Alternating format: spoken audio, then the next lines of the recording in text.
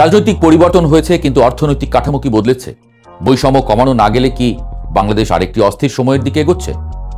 জুলাই বদলেছিল রাজনীতি, কিন্তু রাষ্ট্র কি বদলেছে? ভোটের রং পাল্টালেও মানুষের পকেট তো আগের মতোই খালি। জুলাই গণ অভ্যুত্থানের পর আমরা অনেক কথা বলেছি রাজনৈতিক সংস্কার নিয়ে। নির্বাচন, প্রশাসন, সংবিধান, ক্ষমতার বিকেন্দ্রীকরণ সবই আলোচনায় এসেছে।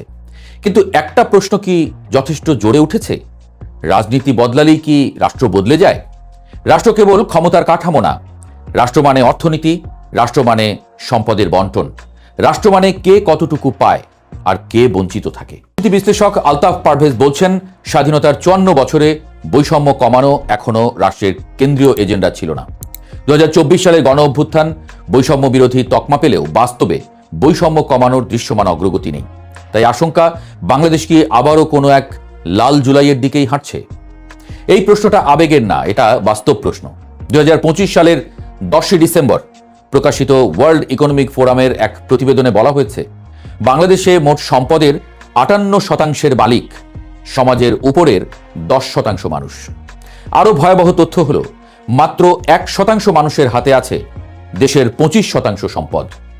অন্যদিকে দেশের অর্ধেক মানুষ অর্থাৎ 50% নাগরিক মিলেও জাতীয় সম্পদের মাত্র 4.7% মালিক।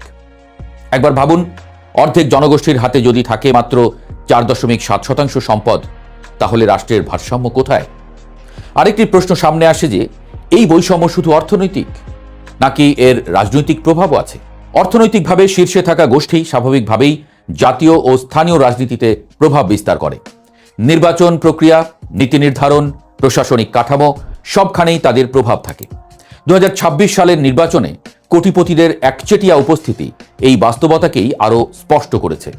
যখন সম্পদ ও ক্ষমতা একই হাতে কেন্দ্রীভূত হয়, তখন নীতিও অনেক সময় সেই গোষ্ঠীর পক্ষে ঝুঁকে পড়ে। ফলে বৈষম্য শুধু টিকে থাকে না, বাড়তে থাকে।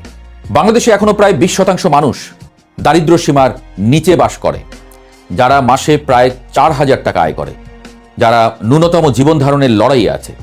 অন্যদিকে অক্সফাম ইন্টারন্যাশনালের মতে বাংলাদেশের 115 জন মানুষের সম্পদ 10 কোটিরও বেশি মানুষের সমান। এই ফারাক কেবল আয়ের না, এটা সুযোগের ফারাক। যারা কম আয় করে তারা ভালো শিক্ষা পায় না, মানসম্মত স্বাস্থ্যসেবা পায় না, প্রশিক্ষণ পায় না। ফলে তারা দারিদ্র্যের এক দুষ্ট চক্রে আটকে যায়। বাবা দরিদ্র, সন্তানও দরিদ্র, বাবা অশিক্ষিত, সন্তানও অশিক্ষিত। এই চক্র ভাঙার জন্য রাষ্ট্রের নীতিগত হস্তক্ষেপ দরকার। ন্যায্য করনীতি, সামাজিক সুরক্ষা, মানব সম্পদে বিনিয়োগ। এবার আসি করের প্রসঙ্গে। রাষ্ট্রের আয় কোথা থেকে আসে? নাগরিকের কর থেকে। কিন্তু বাংলাদেশে করদাতার সংখ্যা খুবই সীমিত। ফলে অভ্যন্তরীণ সম্পদ সংগ্রহের বড় অংশ নির্ভর করে ভ্যাটের উপরে। ভ্যাট হল ভোক্তা কর, যা ধনী গরিব সবাই একই হারে দেয়। অর্থাৎ গরিব মানুষের আয়ের তুলনায় ভ্যাটের বোঝা বেশি পড়ে। এখানে প্রশ্ন, রাষ্ট্র কি প্রগতিশীল কর ব্যবস্থা গড়ে তুলেছে? সম্পদের সুষম বন্টনের জন্য কি পর্যাপ্ত তথ্যভিত্তিক সম্পদ সুমারিক হয়েছে? কোথায় সম্পদ পুঞ্জীভূত, কোথায় সীমিত, এই তথ্য ভাণ্ডার ছাড়া কি কার্যকর নীতি সম্ভব? যতদিন রাষ্ট্রের আয় কাঠামোগতভাবে শক্তিশালী না হবে, ততদিন উন্নয়নও টেকসই হবে না। বড় অবকাঠামো প্রকল্প হয়তো দৃশ্যমান অগ্রগতি দেখাতে পারে, কিন্তু মানব সম্পদে বিনিয়োগ ছাড়া সেই উন্নয়ন দীর্ঘস্থায়ী হয় না। আরেকটি গুরুত্বপূর্ণ বিষয়, অর্থনৈতিক বৈষম্য সামাজিক অস্থিরতার জন্ম দেয়। যখন মানুষ দেখে পরিশ্রম করেও সুযোগ পায় না, যখন দেখে আইন, বিচার, শিক্ষা সবকিছুই প্রভাবশালীদের জন্য সহজলভ্য, তখন অসন্তোষ জমতে থাকে। ইতিহাস বলে, দীর্ঘমেয়াদী বৈষম্য শেষ পর্যন্ত বিস্ফোরণের রূপ নেয়। বাংলাদেশের মানুষ যখন বৈষম্য বিরোধী ভাষা শিখেছে, সামাজিক যোগাযোগ মাধ্যম, শিক্ষিত তরুণ প্রজন্ম, নাগরিক সচেতনতা সব মিলিয়ে এখন প্রশ্ন আরও জোরালো। যদি অর্থনৈতিক ন্যায় বিচার নিশ্চিত না হয়, যদি ধনী গরিব ব্যবধান কমানো না যায়, তবে রাজনৈতিক পরিবর্তনও স্থায়ী শান্তি আনতে পারবে না। তাহলে সমাধান কোথায়? প্রথমত, প্রগতিশীল কর ব্যবস্থা শক্ত করা। দ্বিতীয়ত, সম্পদ ও আয়ের নির্ভরযোগ্য ডেটাবেস তৈরি করা। তৃতীয়ত, শিক্ষা ও স্বাস্থ্য খাতে কাঠামোগত বিনিয়োগ।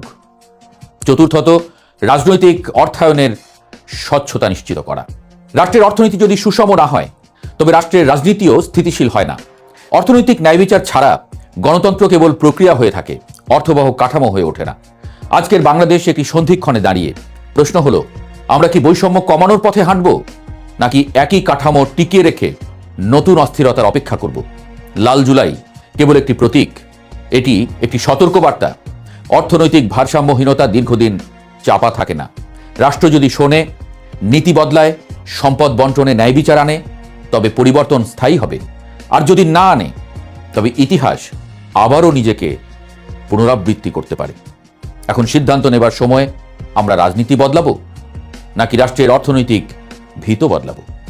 আসসালামু আলাইকুম প্রিয় দর্শক, প্রধানমন্ত্রী জনাব তারেক রহমান উনি কিছু অভিনব ঘোষণা দিয়েছিলেন দুদিন আগে। তার মধ্যে একটা ছিল, উনি কোনো সরকারি গাড়ি ব্যবহার করবেন না।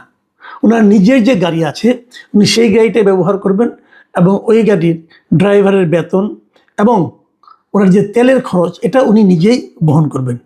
এছাড়া আরও কিছু কিছু সরকারি সুযোগ সুবিধা উনি নিজে নিতে চাননি এবং উনি এগুলো না নেওয়ার মাধ্যমে একটা এক্সাম্পল ক্রিয়েট করতে চেয়েছেন বলে আমার ধারণা। এবং এটা আসলে একটা উদাহরণ হয়তো তৈরি হতে যাচ্ছে, কারণ আমি দেখলাম যে ওনার এই ঘোষণার ঠিক দুদিনের মাথায় আমাদের যিনি কৃষিমন্ত্রী আছেন, কৃষি, মৎস্য, প্রাণী সম্পদ এবং খাদ্যমন্ত্রী, এই তিনটা মন্ত্রণালয়ের দায়িত্বপ্রাপ্ত ব্যক্তি মিস্টার আমিনুর রশিদ ইয়াসিন, তিনিও একটা ঘোষণা দিয়েছেন এবং তিনি বলেছেন যে মন্ত্রী হওয়ার পর থেকে আমি নিজের গাড়ি ও নিজের টাকায় কেনা তেল ব্যবহার করছেন, অলরেডি করছেন, এবং উনি সরকারি গাড়ি ব্যবহার করেন না এবং আগামীতেও করবেন না।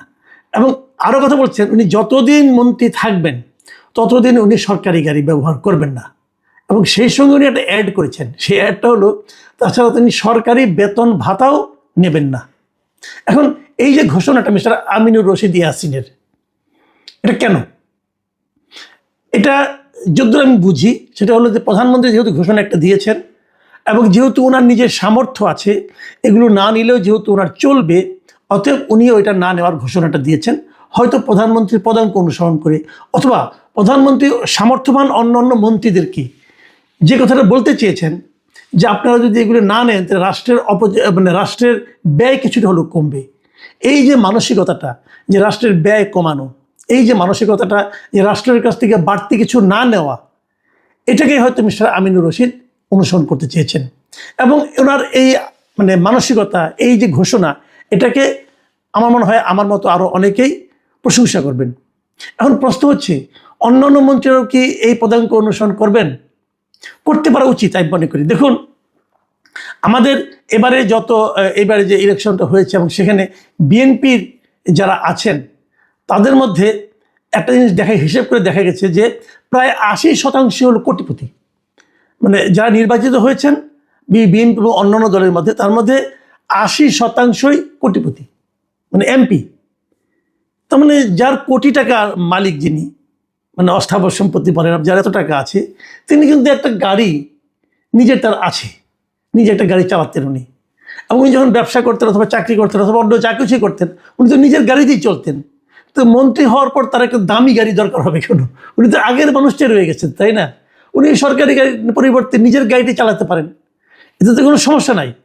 উনি যদি নিজের গাড়ি না চালান, সরকারি গাড়ি চালাবেন, তাহলে এই গাড়িটা কী করবেন? এই গাড়িটা ওটা ফ্যামিলির লোকজন চালাবে, তাহলে আগেও তো তারা চালাতো। যা হোক, এগুলো মিলেমিশে চালানো যায়। এবং আরেকটা জিনিস দেখা গেছে, এই যে আপনার যারা কোটিপতি আছে, মন্ত্রী যারা আছে, এই মন্ত্রীদের মধ্যে প্রায় সবাই কিন্তু কোটিপতি।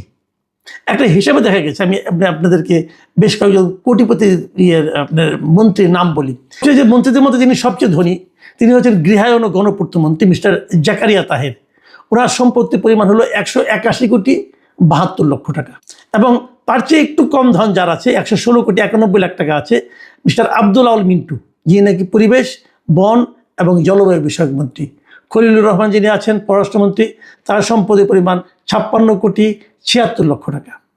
আর এই যে আমিনুর রশিদ, যিনি নাকি অলরেডি ঘোষণা দিয়েছেন যে উনি গাড়ি চালাবেন না, সরকারি গাড়ি, তার সম্পদের পরিমাণ হলো 29,24,00,000 টাকা। তো এরকম আরও অনেকে আছেন।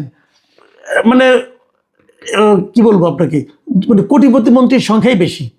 তো এরা যে কেউ কিন্তু সরকারি গাড়ি না চালালেও পারেন, নিজেদের গাড়ি নিজেরা তেল খরচটা নিজেরা দিতে পারেন, এগুলো দিতে পারেন। আর আমিনুর রশিদ সাহেব যে ঘোষণা দিয়েছেন যে উনি অন্যান্য সুযোগ সুবিধা বেতন ভাতাও নেবেন না। এটাও ইন্টারেস্টিং। বেতন নেবেন না বলেছেন, ভাতা নেবেন কিনা আমি জানি না। সেটাও কিন্তু যে এটা আহামরি কোটি টাকা তা কিন্তু না। আমরা যদি দেখি যে মন্ত্রী প্রতিমন্ত্রী আসলে কেমন বেতন পান, কেমন কী পান, আপনাদের জানা দরকার। তো বলে দিচ্ছি এই জন্য, জারি রাখার জন্য। একজন মন্ত্রীর মাসিক বেতন হচ্ছে 1,05,000 টাকা এবং একজন প্রতিমন্ত্রীর বেতন হচ্ছে 92,000 টাকা। এটা তাদের মূল বেতন। এর বাইরে আরও কিছু তারা পান, যেমন তারা বিনা ভাড়ায় সুসজ্জিত বাসভবন পান, বিনা ভাড়ায়। এবং এই বাসভবনের বিদ্যুৎ, গ্যাস, পানি, এই সমস্ত আনুষঙ্গিক যে ইউটিলিটি কস্ট, এটাও তাদের দিতে হয় না, এটা সরকার দেয়। এখন যদি কোনো মন্ত্রী বলেন যে না আমি সরকারি বাসায় থাকবো না, আমার নিজের বাড়ি আছে, আমি নিজের বাসায় থাকবো, তাহলে উনি বাসা ভাড়া বা বাসা বাবদ উনি অতিরিক্ত 80,000 টাকা পাবেন। এবং একজন প্রতিমন্ত্রী উনি পাবেন 70,000 টাকা। এটা হলো গিয়া মূল খরচ।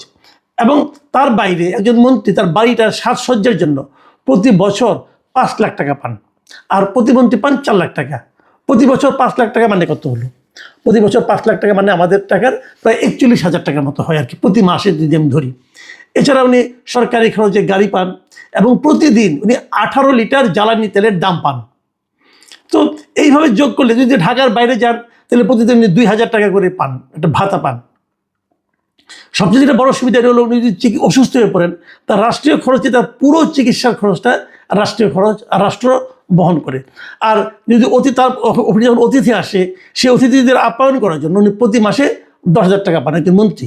আর ওটা যদি প্রতিমন্ত্রী হয় তিনি পান 7,500 টাকা। যাক, এরকম অনেক কিছু পান। আমি হিসেব করে দেখেছি এতে যে একজন মন্ত্রী প্রতি মাসে এই বেতন, ভাতা এবং এরকম আপ্যায়ন খরচ সব মিলিয়ে ধরলে পরে উনি প্রতি মাসে মূলত 3 লাখ টাকার মতো সুযোগ সুবিধা পান। 3 লাখ টাকা। তো যার ধরেন 15 কোটি 20 কোটি টাকা আছে, যার 100-150 কোটি টাকা আছে, তার জন্য প্রতি মাসে এই 3 লাখ টাকা খুব বেশি? খুব বেশি না। উনি চাইলেই এই টাকাটা সরকারের কাছ থেকে নাও নিতে পারেন। এবং এই টাকাটা ওনাদের কাছে আমার মনে হয় না, যদি উনি দুর্নীতিপরায়ণ হন তাহলে তো 3 লাখ টাকা প্রতিদিনই ওনার কয়েক লাখ টাকা ইনকাম হয়ে যায়। যাক, সেটা আমি ধরছি এরা কেউ দুর্নীতিবান হচ্ছেন না, এরা সবাই খুব সৎ লোক। তো তারপরেও কিন্তু এদের যে প্রপার্টি আছে ওনারা 3 লাখ টাকা প্রতি মাসে না নিলেও পারেন সরকারের কাছ থেকে। আবার যাদের দরকার তারা নেবেন, এটা নিয়ে কোনো আপত্তি নেই। যাদের দরকার নেই তারাও যদি নেন, তাও আপনি কোনো আপত্তি করতে পারবো না। কিন্তু ওনাদের সদিচ্ছাটা আমরা বোঝার চেষ্টা করছি। যদি প্রধানমন্ত্রী তারেক রহমান উনি যদি সরকারি গাড়ি চলাচল করতেন, উনি যদি সরকারি তেল খরচ নিতেন, উনি যদি সরকারের কাছ থেকে তেল নিতেই পারতেন। আমরা তো না করতে পারি, কারণ আগের কোনো প্রধানমন্ত্রী তো এই ধরনের উদাহরণ তৈরি করে নাই। আগে যত প্রধানমন্ত্রী ছিল সবাই যে সরকারের টাকাই চলতো। এখন এই প্রধানমন্ত্রী বলছে আমি নেব না। উনি যখন একটা উদাহরণ তৈরি করেছেন তখন ওনার ক্যাবিনেটের কাছ থেকে আমি ধরে একটা উদাহরণ পেলে আমার কাছে মনে হতো না, তাহলে ওনার ক্যাবিনেট ওনার মতো করেই চলছে, ওনাকে ফলো করার চেষ্টা করছে। সবাই হয়তো পারবেন না, কিন্তু যারা পারবেন তারা কিন্তু ইচ্ছা করলে এই কাজটা শুরু করে দিতে পারেন। এই মন্ত্রিসভা গঠন হওয়ার আগেই যখন নাকি ওনারা শপথ নিলেন প্রথম দিন এমপি হিসাবে, সেই দিনে কিন্তু ওনাদের এমপিরা বসে একটা সিদ্ধান্ত নিয়েছিলেন যে ওনারা কেউ শুল্কমুক্ত গাড়িও নেবেন না, কোনো প্লটও নেবেন না। এবং এটাও আমার কাছে খুব ভালো একটা ডিসিশন মনে হয়েছে। এই ডিসিশনটা অবশ্য জামাত ইসলাম আরও আগে দিয়েছিল যে তারা যদি নির্বাচিত হন তাহলে তারা কোনো শুল্কমুক্ত গাড়ি অথবা প্লট নেবেন না। এবং এটা খুবই একটা ভালো আমি মনে করি সিদ্ধান্ত। এখন আমার এখানে একটা কথা আছে। আমার কথাটা হলো, এই যে শুল্কমুক্ত গাড়ি অথবা প্লট পাওয়ার এটা কিন্তু একটা নিয়ম আছে, একটা প্রথা আছে, আইনও সংসদে পাস করে নিয়েছে তারা, যে জাতীয় সংসদে যারা সদস্য হবেন তাদের গাড়ির জন্য কোনো রকম শুল্ক দিতে হবে না। মানে যে কোনো জিপ গাড়ি আমাদের এখানে যেটা আছে এখন, যদি একটা জিপ গাড়ির দাম 40 লাখ টাকা হয়, সেটা যখন আপনি যদি কিনতে যান তার দাম পড়বে তার 1,60,00,000 টাকা। মানে এরকম প্রায় 3 গুণ 4 গুণ বেড়ে যায়।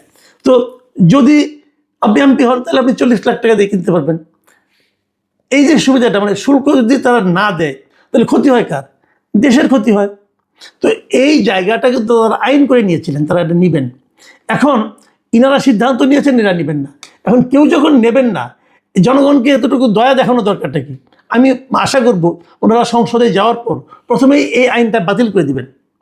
যে আইনটা আগে ছিল যে শুল্কমুক্ত গাড়ি এবং প্লট পাওয়ার সুবিধা, এই সুবিধাগুলো যদি ওরা যদি বাতিল করে দেন তাহলে কিন্তু নতুন করে কিছু বলার দরকার পড়ে না। তো এগুলো করলে যে দেশের অর্থনীতিতে আমূল পরিবর্তন হয়ে যাবে তা কিন্তু না। কিন্তু যে জিনিসটা হবে সেটা হলো এই মন্ত্রী এমপিদের যে সুবিধা নেওয়ার যে একটা মানসিকতা, এটা দূর হবে অথবা এটা বাতিল হবে।